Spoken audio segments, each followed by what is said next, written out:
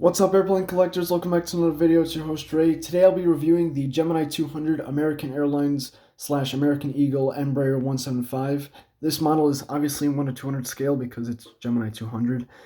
This model was released in the later portion of 2021, so therefore it's the most recent release of an American Eagle Embraer 175 in 1:200 scale as of the uploading of this video. So first, I'd like to discuss the box, then I will begin an in-depth discussion and analysis of the model's features, and at the end of the video, I will tell you what I think of the model personally from a collector's perspective. And after that, I have a cool little story as to why I even got this model, and it's this here. It's this little safety card. I'll tell you guys more about this at the end of the video, but I won't keep you guys waiting any longer than you need to, so let's start the review.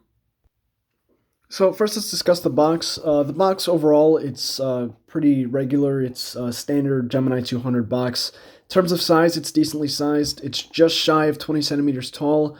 In terms of length, it's 19.5 centimeters, and in terms of width, we're looking at 6.5 centimeters.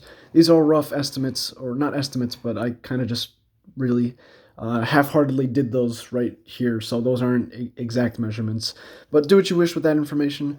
Now I'll show you guys around the box. So here's the front, bottom, right side, top, left side.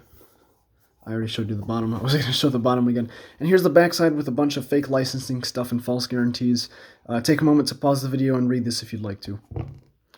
Before I forget, box overall is pretty solid. It's made out of a higher quality, I'm not even sure what material this is, but it's higher quality than some of the other Gemini 200 boxes out there, more specifically the wide-body aircraft boxes, so box is pretty solid overall. Once you open up that box, this is what you will receive. Here's the model, and here is the display stand, which I'd like to discuss for a brief period of time. So the display stand, personally, I do not like it one bit. It's pretty bad quality overall. It's very small and it's very flimsy, so you can very easily break this part here because I've broken it way too many times before when I still collected models when I was much younger, obviously. Now I know how to handle these better, but still, this is very flimsy, very small, it doesn't look very good, and even sometimes when you place the model on it, it appears as though the model's like pointing down, so if you want to buy this model, I suggest getting a different display stand for it. And to make matters worse, I can't even put the model on the display stand because the display stand hole on the model, it's too small for this peg here on the display stand. So if I wanted to even put the model onto this stand, I'd have to like sand this down. So that's pretty disappointing. Something else that irritated me a lot as well is the display stand was actually starting to rust. You can see a few rust stains here, so that's even more irritating. However, thankfully, the model is a lot better than the display stand itself. First, I'll show you guys around the model really quick, but overall, I think it's a pretty solid model. Color looks fine compared to what else Gemini Jets has pulled, so I won't complain about that.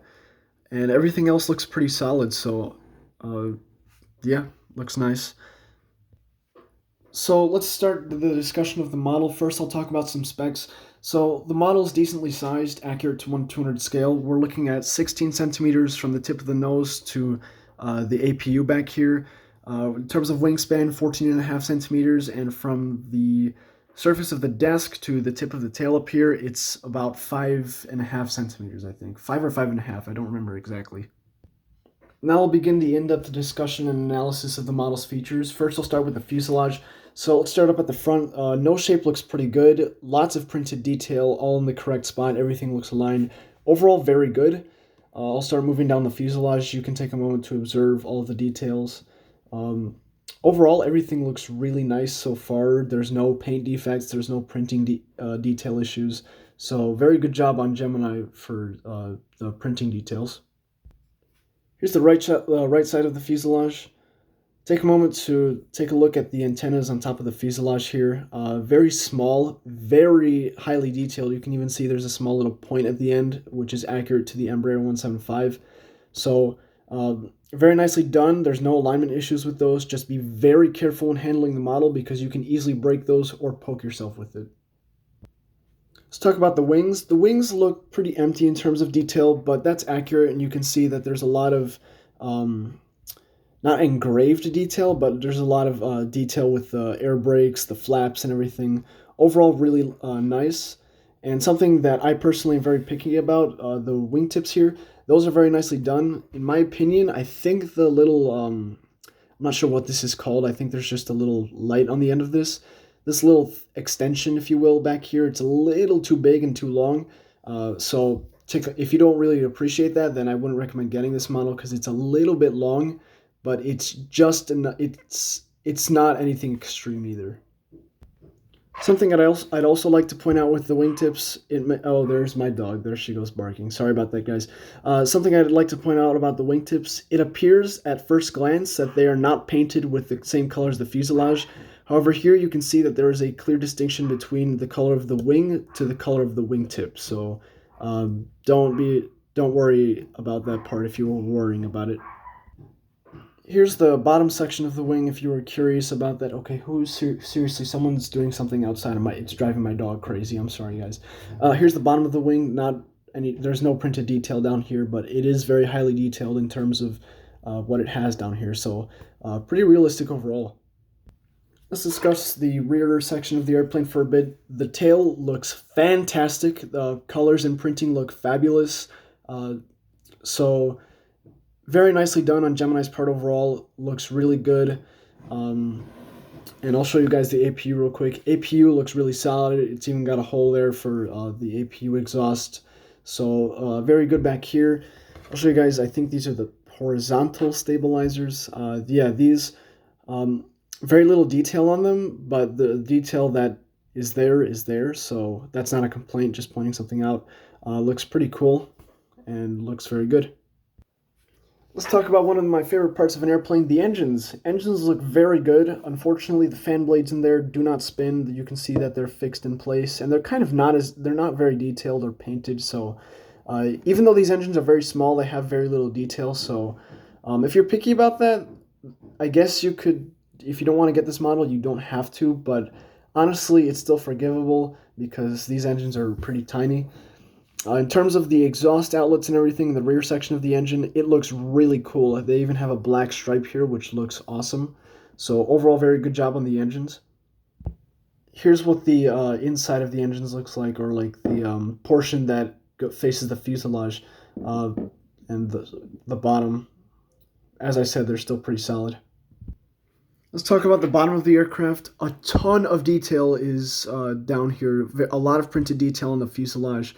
So very good work on Gemini's part. It's pretty nice. There's a lot of detail.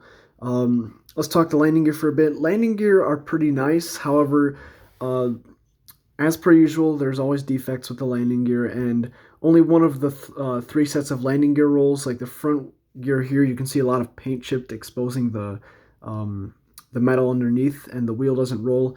And here, this main gear doesn't roll at all, so that's pretty unfortunate.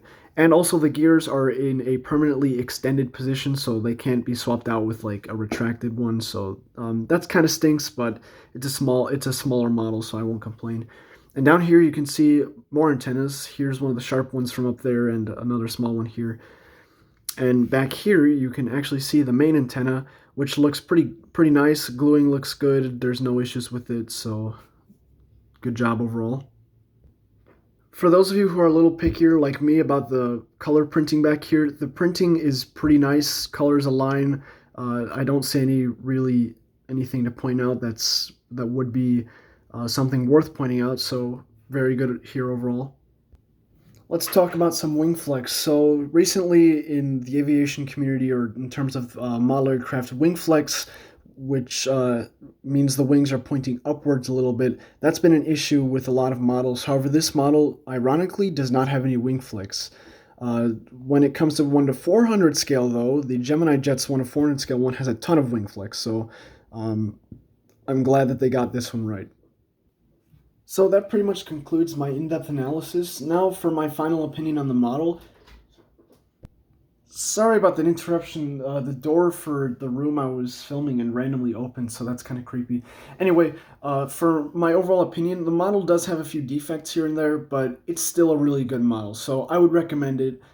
Sure, at this point, it's just roulette with the defects. You might get some, you might get none, but overall, it's still a really nice model, so I'd recommend it if you want it.